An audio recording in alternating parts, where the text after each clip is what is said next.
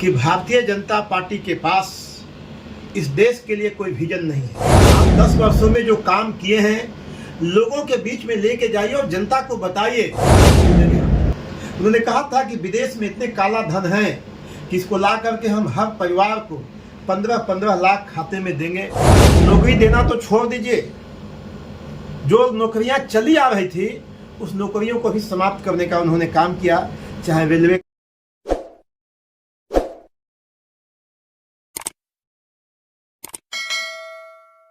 आप सबका स्वागत है।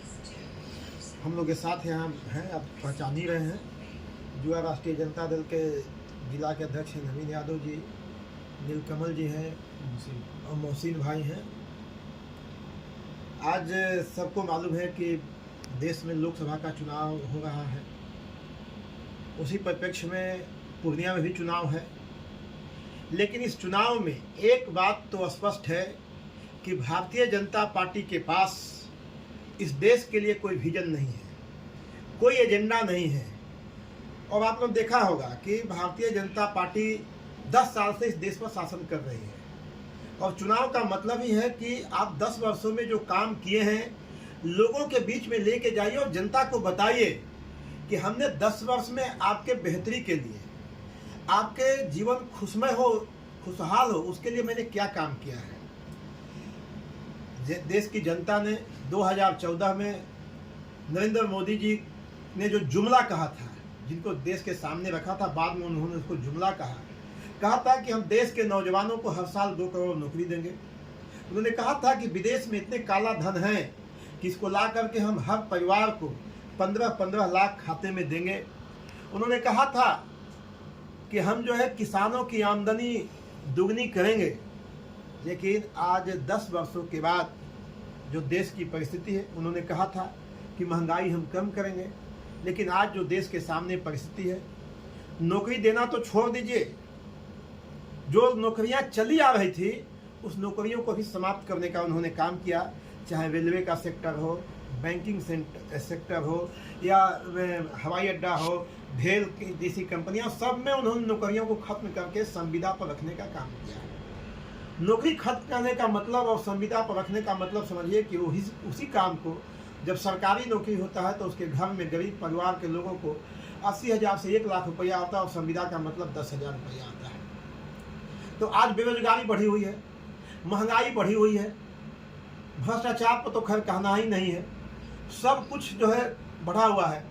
दूसरी तरफ बिहार में जो लड़ाई है, जो हमारे गठबंधन है, जो हमारे नेता तेजस्वी यादव जी ने 2020 में भी आए थे और जनता के सामने उन्होंने एजेंडा रखा था कि हमको सहयोग दीजिए, समर्थन दीजिए, हमारी सरकार बनेगी तो हम 10 लाख सरकारी नौकरी देंगे, युवाओं के बेहतर के भविष्य बनाएंगे, कमाई, पढ़ाई, दवाई, सिलाई, सुचवाई, करवाई पर हम काम करेंगे।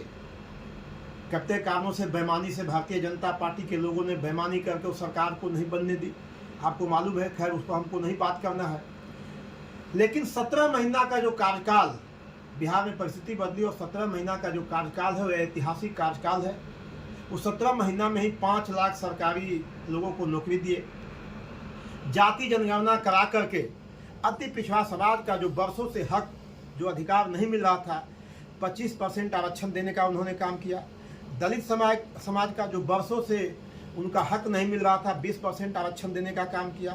पिछड़ा समाज का भी जो उनको हक नहीं मिल रहा था, 18% आरक्षण देने का काम किया।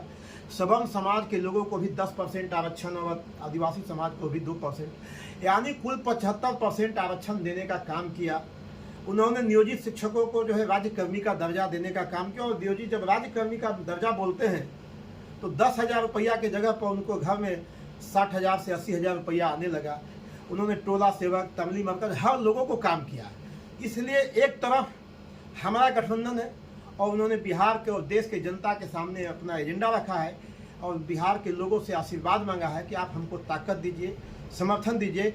अगर हमारे समर्थन से इंडिया गठबंधन की सरकार बनेगी तो 1 करोड़ लोगों को रोजगार, नौकरी दिया जाएगा, 500 रुपया में गैस सिलेंडर दिया जाएगा, 200 यूनिट बिजली फ्री दी जाएगी। हमारी बहनें जो गरीब हैं उनको 1 लाख रुपया दिया जाएगा। यानी 24 सूत्री मांग उन्होंने परिवर्तन का रखा है। ये सब काम समयबद्ध तरीके में किया जाएगा। तो एक तरफ हमारा एजेंडा है, यानी हम जो कहते हैं वो करते हैं। दूसरे तरफ भारतीय जनता पार्टी है और नरेंद्र मोदी है, जिनका इस चुनाव में कोई मुद्दा नहीं है। वह बिहार आते हैं और बिहार आते हैं तो ये नहीं बताते हैं कि हमने बिहारियों के लिए क्या किया। बिहार को विशेष पैकेज नहीं दिया, बिहार को विशेष राज्य का दर्जा नहीं दिया, ये नहीं बताते हैं। उन लोगों का एक ही काम रह गया है कि बिहार चलो और लालू प्रसाद यादव को गाली दो, तेजस्वी प्रसाद यादव को गाली दो, राबड़ी देवी जी को गाली दो, राष्ट्रीय जनता दल को गाली दो और गाली देकर वोट बटोरो और राज करो। लेकिन एक तरफ हमारे नेता हैं जो मुद्दे की बात करते हैं, जो एजेंडा की बात करते हैं, जो 14 करोड़ बिहारियों के लिए समर्पित हैं कि इनके हम बेरोजगारी कैसे ख़त्म करें, इनके हम रोजगार कैसे दें, किसानों की आमदनी दोगुनी हो उसे कैसे करें, इनकी स्वास्थ्य का हम कैसे व्यवस्था करें। यानी हर काम जिससे 14 करोड़ बिहारी खुशहाल हो उसके लिए लगे हुए हैं। उसी के आधार पर हमारे युवा राष्ट्रीय जनता दल के साथी भी पूर्णिया लोकसभा के अंतर्गत हर लोगों से मिल रहे हैं और उनको अपने काम के आधार पर, अपने एजेंडे के आधार पर, अपनी प्रत्याशी बीमा भारती के लिए वोट मांग रहे हैं। और जो हम कल से घूम रहे हैं, मैं कल दिन भर कोढ़ा में था, जो समर्थन, चाहे वो दलित समाज हो, माइनॉरिटी समाज हो, गरीब हो, बेरोजगार हो, नौजवान हो, लगातार अगर एक मुद्दा कोई घूम रहा है तो वह रोजगार का मुद्दा घूम रहा है, नौकरी का मुद्दा घूम रहा है। और सभी लोगों ने जाति धर्म पात से ऊपर उठ के अपने प्रत्याशी बीमा भारती के पक्ष में बुलंद हो रहे हैं। और हम जिस तरह का यहाँ हम देखे